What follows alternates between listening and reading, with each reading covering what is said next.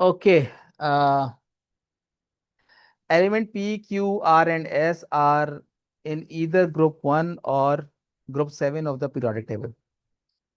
ठीक है, P Q R और एस जो है वो ग्रुप 1 या ग्रुप 7 के अंदर है। P is liquid at room temperature and pressure, means group 7 के अंदर होगी।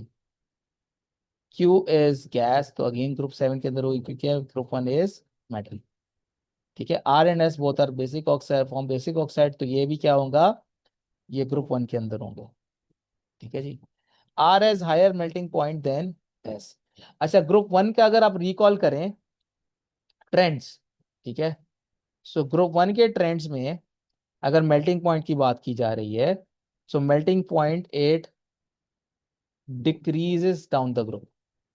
ठीक है, ये कम होता है डाउन द ग्रुप। ठीक है, एंड अच्छा, विच pair of the elements give most vigorous reaction, तो अगेन रिएक्टिविटी की बात भी साथ में होगी ना, विग्रस रिएक्शन है, तो यहाँ पे रिएक्टिविटी जो होती है वो इंक्रीज करती है down the group.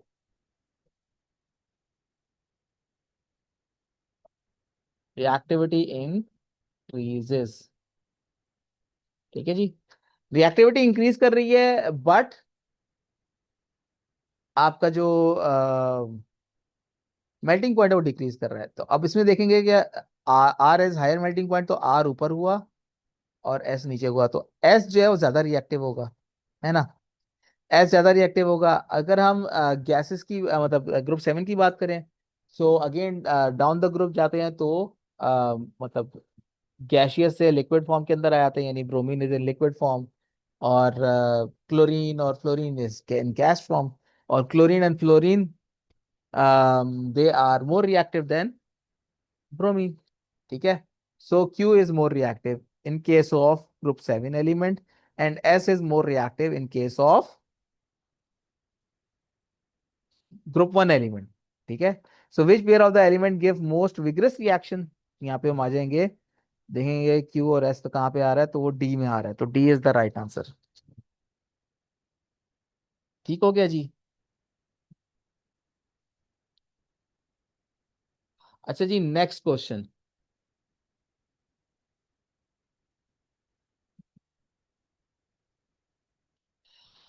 Three statements about noble gases are listed. Noble gases their atoms all have 8 electrons in outermost shell, नहीं, हीलियम के नहीं होते।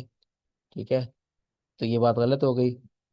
अच्छा, they are unreactive because their outer shell cells are full. ठीक है, correct, unreactive होते हैं। They are diatomic, की बात गलत हो गई, तो टू इज ओनली करेक्ट, तो D is the right answer. ठीक है, मतलब ये साथ साथ क्योंकि पढ़ते पढ़ते हो रहे हैं, तो ये क्वेश्चन आप ऐसे कर लेंगे। Solid 1 and solid 2 both are both elements. Solid 1 और सॉलिड 2 एलिमेंट्स हैं।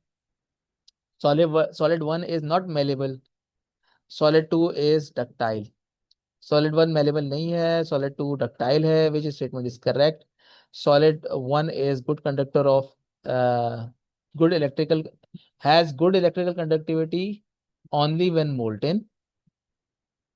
अच्छा, मोल्टेन ये तो आयनिक कंपाउंड की कंडीशन होती है ना, और ये दोनों क्योंकि एलिमेंट है, तो ये इसमें तो ये आयनिक वाली तो बात आ नहीं रही। ठीक है जी, सो ये स्टेटमेंट तो आयनिक कंपाउंड की तो गलत हो गई। Solid 2 is has good electrical conductivity only when molten. Ductile है, तो ये तो मेटल की प्रॉपर्टी है, तो वो तो सॉलिड में भी कंडक्ट करेंगे इलेक्ट्रिसिटी, ये बात गलत हो गई।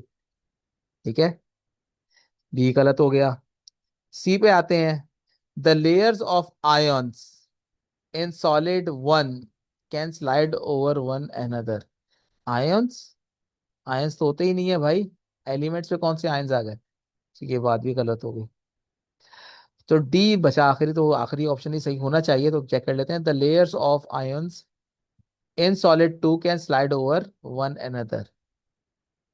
ठीक है, अच्छा ठीक है।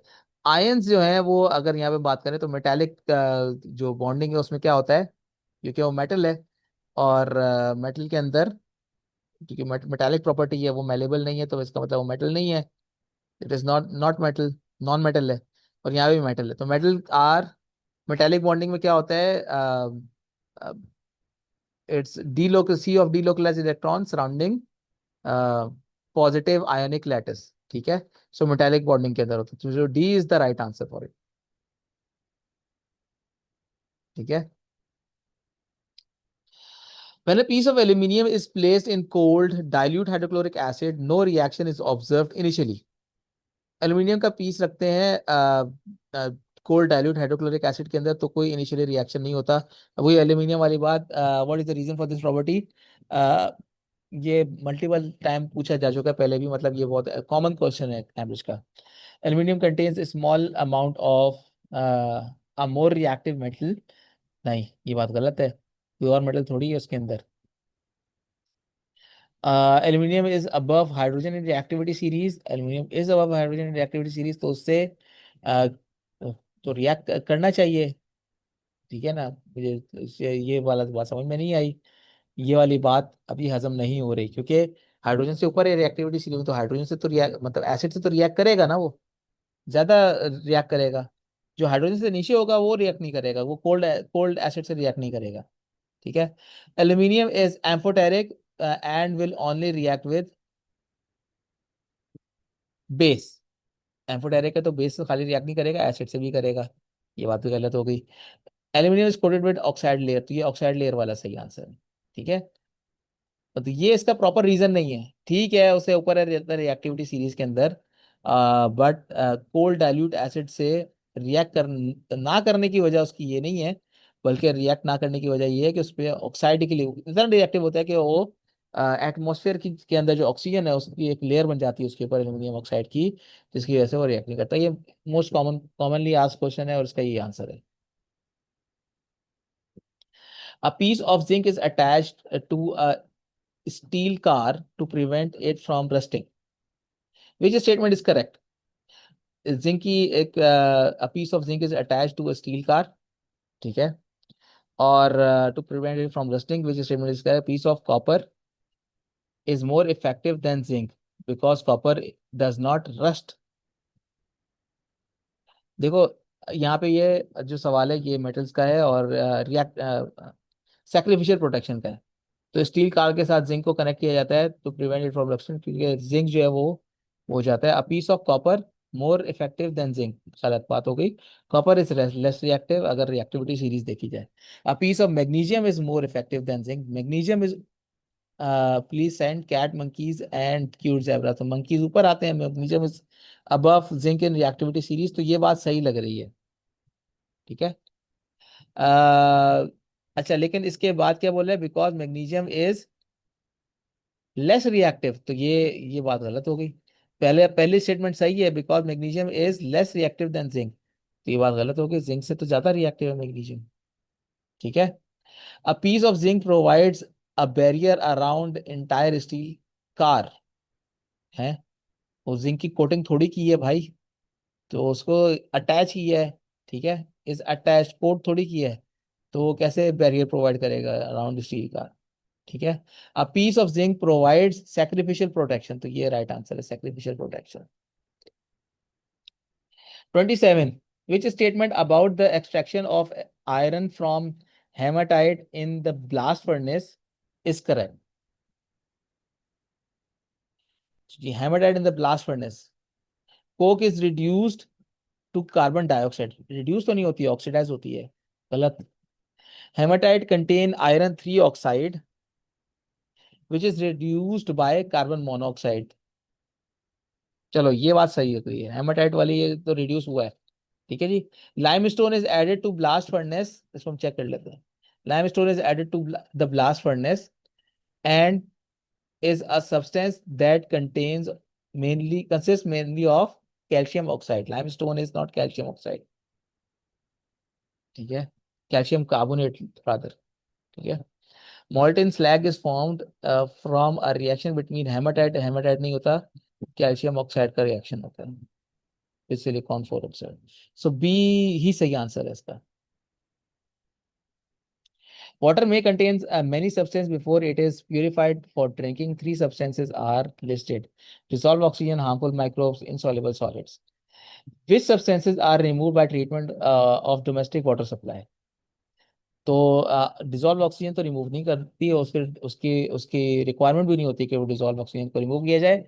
हार्मफुल माइक्रोब्स को रिमूव करते हैं, और इनसॉल्युबल सॉलिड्स, ठीक है, उनको उनको रिमूव किया जाता है। ठीक है, so C is the right answer.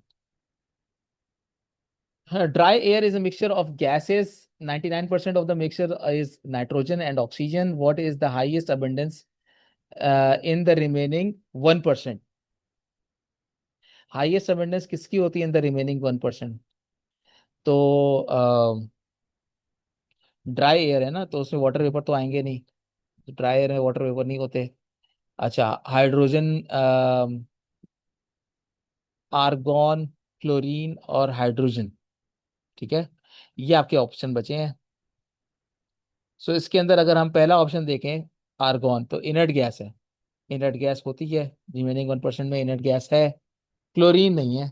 ठीक है, क्लोरीन अगर होता 1% भी होता तो भी अच्छा खासा रिएक्टिव है। Chlorine, chlorine gas is much reactive, तो वो नहीं होती। Hydrogen gas, it Burns with a pop sound, so 1% hydrogen gas is not there, so argon is the right answer.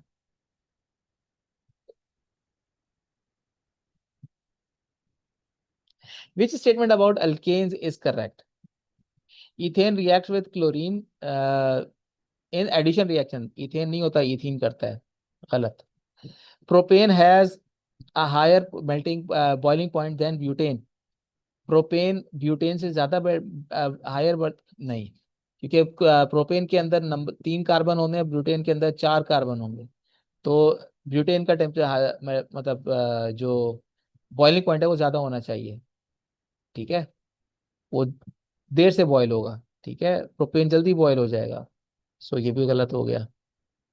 अच्छा जी, the molecule of the alkane that contains 99 carbon atoms and 200 hydrogen atoms. अच्छा, has 200 hydrogen। अच्छा, ये यहाँ पे आपको उसकी जो general आपके पास फॉर्मूला है, CnH2n+2, उसको देखना पड़ेगा।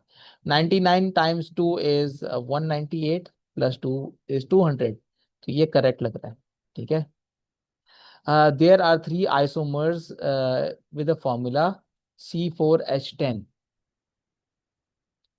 C4H10 मतलब ये तो आप थोड़ा सा थिंकिंग प्रोसेस है इसके अंदर, चाहो तो इसको स्किप भी कर सकते हो, मगर ये मैं हाथों हाथ कर देता हूँ।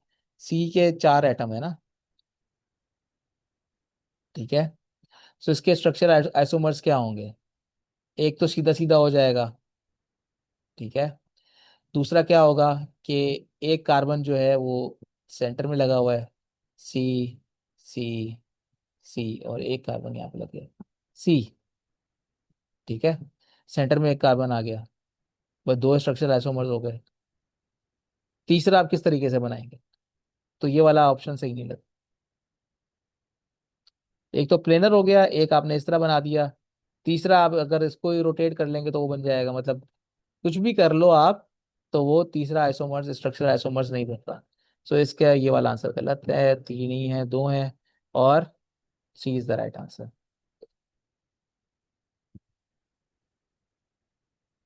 Compound X is an alcohol containing only 3 carbon atoms. ठीक है, अल्कोहल कंटेनिंग 3 कार्बन एटम्स। ठीक है, प्रोपेनॉल हो गया। Compound Y is an alcohol containing only 4 carbon atoms. ठीक है, ब्यूटेनॉल हो गया। Both compounds have general formula this. ठीक है, which row shows the number of structural isomers of compound X and Y that are unbranched alcohols। अच्छा, unbranched alcohols. अच्छा, ये थोड़ा सा थिंकिंग वाला क्वेश्चन है। ठीक है, यानी एक के अंदर 3 है, 3 कार्बन है, 1, 2, 3, और दूसरे के अंदर कितने हैं? 4 है, 1, 2, 3, 4। ठीक है,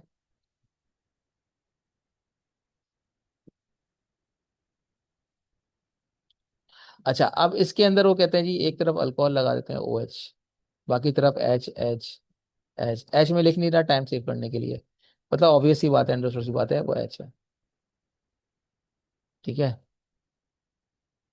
और एक तो ओ एच। ठीक है जी। तो बाकी सारे एच लगे हुए हैं यहाँ पे। अच्छा, ये तो दो हो गए अल्कोहल। 3 कार्बन एटम और 4 कार्बन एटम के। ठीक है। अब उसमें से वो बोल रहा है कि structural isomers,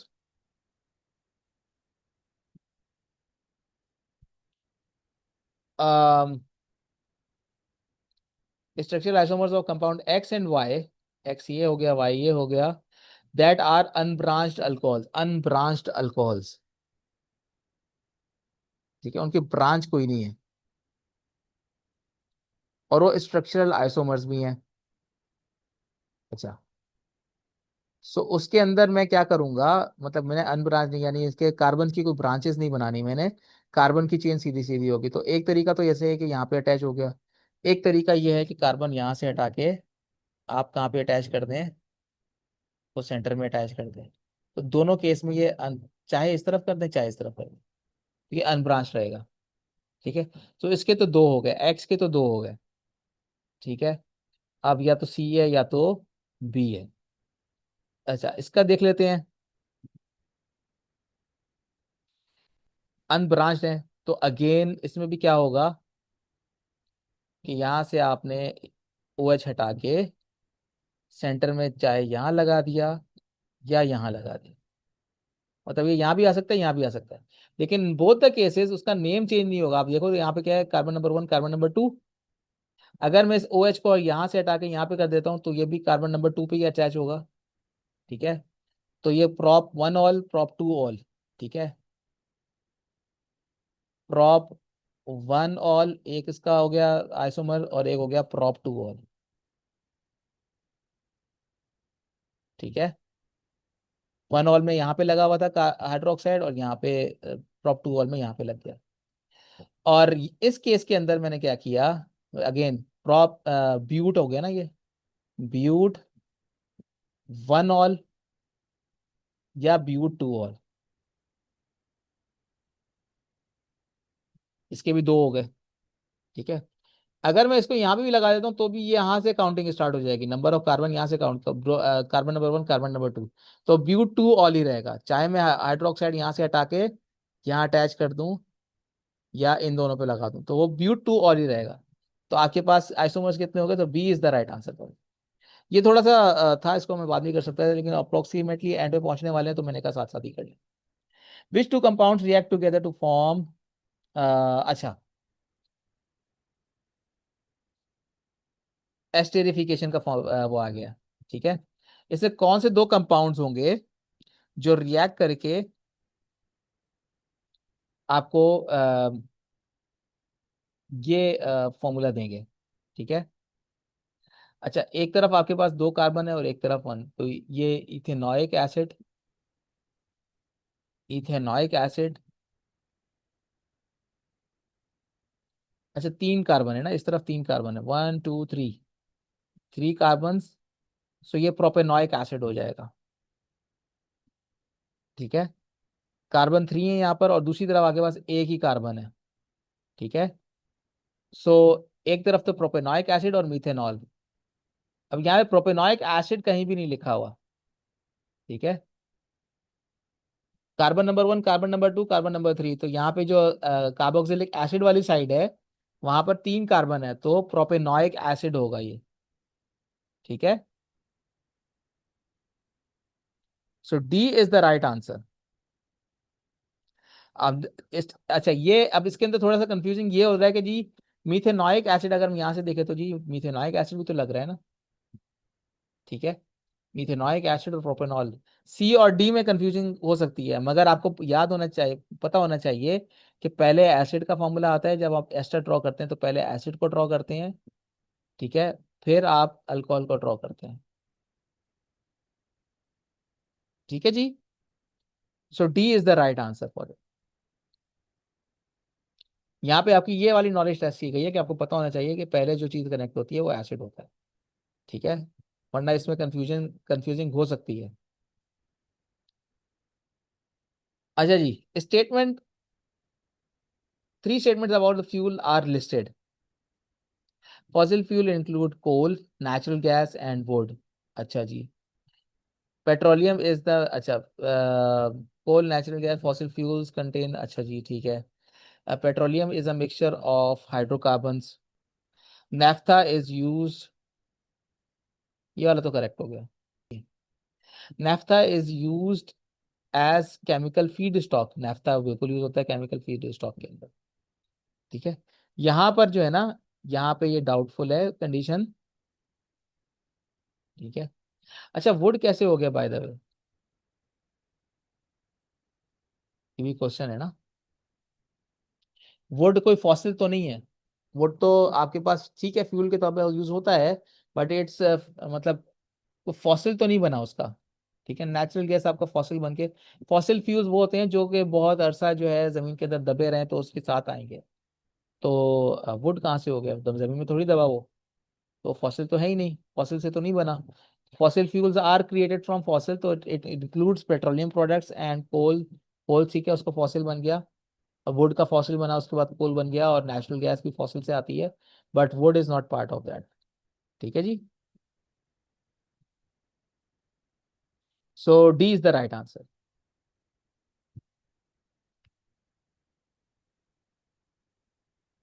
which statement about propane is correct. Propane, propene, अच्छा, ये भी बड़ी इंपॉर्टेंट बात है। इसको इसको अच्छे तरीके से देखना होता है। ये भी स्टूडेंट्स गलती करते हैं कि प्रोपेन को प्रोपीन पड़ जाते हैं, प्रोपीन को प्रोपेन पड़ जाते हैं। सो ये चीज आप लोगों ने इसका भी ख्याल रखना है। प्रोपेन इज अच्छा, इसके बारे में कौन सी चीज करेक्ट है, सही वाली बात कौन सी है प्रोपीन, प्रोपीन के बारे में। प्रोपीन इज सैचुरेटेड, गलत, सैचुरेटेड नहीं, unsaturated. Propene is the third member of homologous series in alkenes. ये बात सही लग रही है।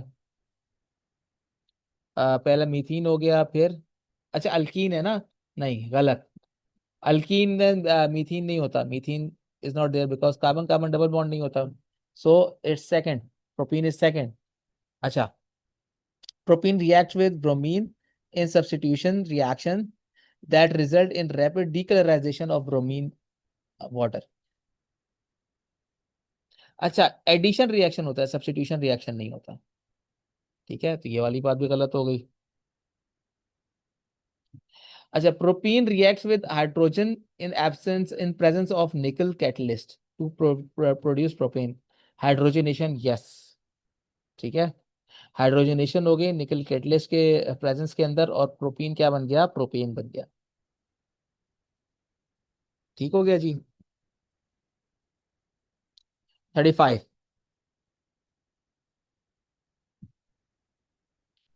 Copper 2 oxide reacts with dilute ethanoic acid।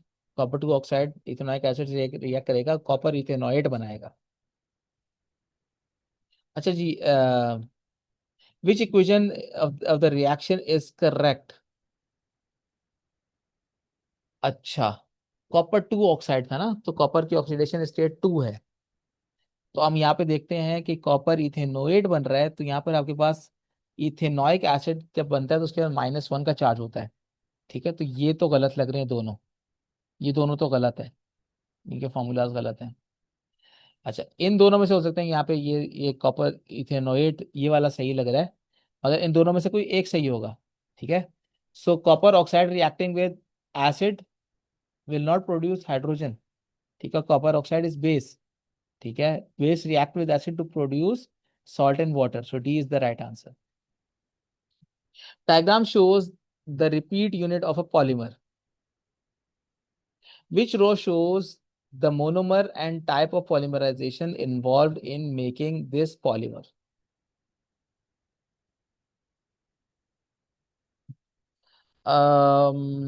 अच्छा, अच्छा, अब ये जो है ना इसके अंदर सिंगल यूनिट आ रहा है, तो ये कौन सी एडिशन पॉलीमराइजेशन है। ठीक है, सिंगल यूनिट। कंडेंसेशन पॉलीमराइजेशन के अंदर दो पॉलीमर होते हैं, तो सिंगल है। ठीक है, रिपीट यूनिट में एक ही पॉलीमर है, तो इसके अंदर अब क्या होगा।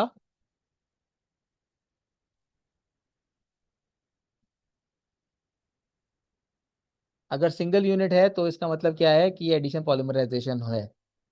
ठीक है। सो ए करेक्ट लग रहा है, लेकिन बाकी भी देख लेते हैं। कंडेंसेशन बी तो स्ट्रेट अवे गलत है, क्योंकि सिंगल पॉलीमर है तो उसके अंदर कंडेंसेशन नहीं होती। ठीक है। सी हो सकता था, बट सी में कार्बन कार्बन डबल बॉन्ड यहाँ पे आ रहा है। ठीक है। अगर यहाँ पे आ रहा होता तो ये सिंगल चेन के अंदर 3 कार्बन होते। ये कार्बन कार्बन डबल बॉन्ड यहाँ पे नहीं होगा, ये यहाँ पे होगा। सही है जी। अगर ये वाला रिएक्शन होता तो इसमें कार्बन कार्बन ये वाला सेंटर में आता, कार्बन कार्बन डबल बॉन्ड टूटते, इस तरफ CH3 ऊपर आ जाता, ये वाला इधर चला जाता, ये वाला इधर चला जाता। ठीक है। एक एच यहाँ पे आता और नीचे क्या आ जाता, C2,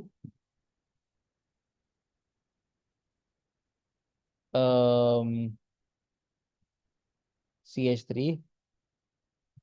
ठीक है जी। और CH3, इस तरीके से कुछ बनना था इसमें। ठीक है। और जो कि इस तरीके से नहीं होगा, तो ये गलत आंसर है।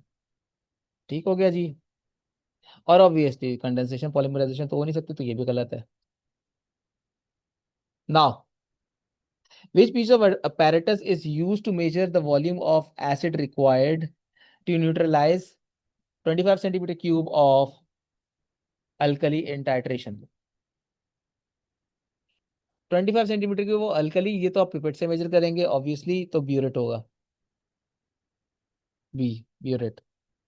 ठीक है। Mixture contain two solids x and y and no other substances x y are both soluble in water. Student separates x and y using 2 steps. Step number 1, student stirs the mixture into beaker of cold water. What is step 2? ठीक है, 2 solid है x और y, कोई और substance नहीं, separation technique का question आ गया जी। Both are soluble in water, तो आप उसने क्या किया, पहले उसने stage the two mixture in the beaker of cold water. ठीक है।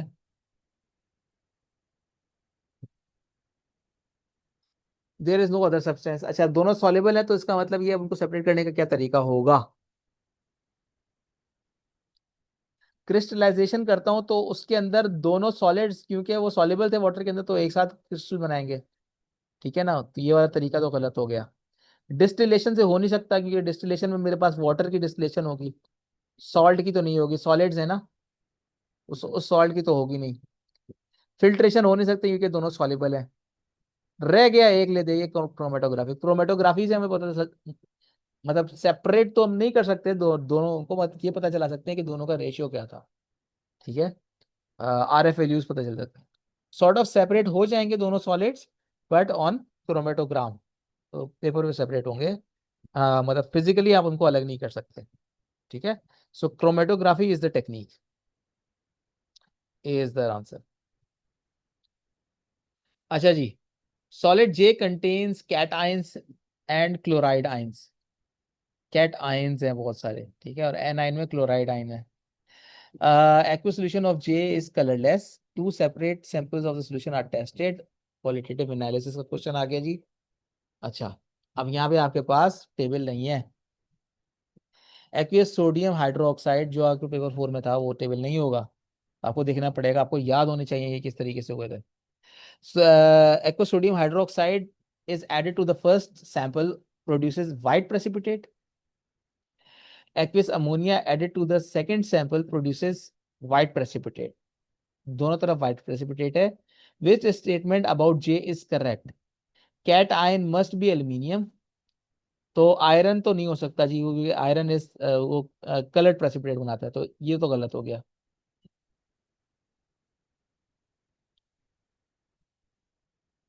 तो पहला वाला मस्ट बी एल्यूमिनियम। अच्छा जी। अ, खाली एल्यूमिनियम नहीं हो सकता ना, एल्यूमिनियम के साथ तो आपको याद होगा कि वो जिंक और कैल्शियम, वो भी वाइट प्रेसिपिटेट बनाते हैं। सो खाली एल्यूमिनियम इज नॉट करेक्ट। आगे देख लेते हैं, उसमें कुछ अगर मिलता जुलता हो। when dilute nitric acid is then and then aqueous barium nitrate is added, to aqueous solution of J, white precipitate is formed. Nitric acid and aqueous barium nitrate, तो ये तो सल्फेट आयन का है टेस्ट। ठीक है, तो sulphate तो है ही नहीं इसमें, एन आयंस के अंदर तो क्लोराइड आयन है, तो ये तो हो ही नहीं सकता। अच्छा, when dilute nitric acid and then aqueous silver nitrate, तो ये क्लोराइड आयन का टेस्ट है। Are added to aqueous solution of J, a white precipitate is formed, then it is chloride ion। ठीक है, सो अच्छा, अब ए और डी के अंदर हमारे पास मुकाबला चल रहा है, तो व्हाइट प्रेसिपिटेट बन रहा है, लेकिन इस एक्सिस के अंदर अगर सोडियम हाइड्रोक्साइड, तो वो इसके अंदर नहीं बताया हुआ। So we can not say that it must be, must का मतलब है कि लाजमन लाजमन एल्यूमिनियम ही है, we can not say that. ठीक है, जिंक भी हो सकता है, कैल्शियम भी हो सकता है। So we are left with D, D is the right answer.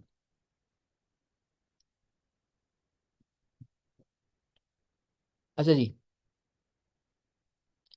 solid reacts with dilute hydrochloric acid, solid q reacts with hydrochloric acid to produce gas that turns lime water milky, तो carbon dioxide है। ठीक है, warming solid q with aqueous sodium hydroxide produces gas that turns damp red little vapor blue, ammonium, ammonia produce हो रही है। अच्छा, sodium hydroxide के warm करेंगे तो बेस का रिएक्शन है, तो इसका मतलब ये अमोनिया, अमोनियम कोई सॉल्ट है अमोनिया का। ठीक है,